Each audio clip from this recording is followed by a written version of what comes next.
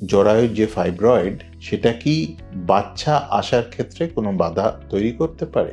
Fibroid কিভাবে present করতে পারে? ফাইব্রয়েড প্রেজেন্ট করতে পারে পেটে ব্যথা নিয়ে, ফাইব্রয়েড প্রেজেন্ট করতে পারে এক্সেসিভ পিরিয়ড বা ব্লিডিং নিয়ে, ফাইব্রয়েড প্রেজেন্ট করতে পারে ডিসকমফর্ট নিয়ে, তলপেটের একটা ব্যথা ব্যথা ভাব নিয়ে প্রেজেন্ট করতে পারে। ফাইব্রয়েড ইনসিডেন্টালি ডিটেক্টেড হয়, মানে অন্য কোনো কারণে ইনভেস্টিগেট করতে, আলট্রাসাউন্ড করতে গিয়ে দেখা গেল যে ইউটেরাসের মধ্যে এক বা একাধিক টিউমার বা ফাইব্রয়েড আছে। নাও ফাইব্রয়েড খুব ছোট সাইজ, যেমন একটা ছোলার দানার মতন হতে পারে, আবার ফাইব্রয়েড খুব বড় সাইজ, একটা ফুটবলের মতনও হতে পারে। ফাইব্রয়েড ইউটেরাসের দেওয়ালের বাইরে থেকে বেরোতে পারে, যেটাকে আমরা সাবসেরাস ফাইব্রয়েড বলি।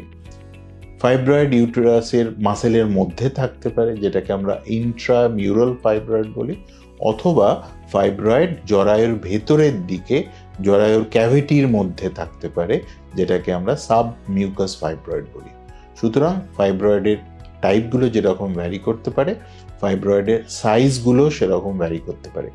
এই পুরো জিনিসটাই কিন্তু সিমটোম্যাটিক ফাইব্রয়েড, মানে যে সমস্ত ফাইব্রয়েড থেকে সিমটম হয় বা কমপ্লিকেশনস হয়, বা যখন আমরা ফার্টিলিটি বা ইনফার্টিলিটির কথা বলছি, বাচ্চা আসার ক্ষেত্রে যে বাধা তৈরি করে, বন্ধ্যাত্বের কারণ হতে পারে, সেগুলো কিন্তু এই দুটো জিনিসের সঙ্গে রিলেটেড।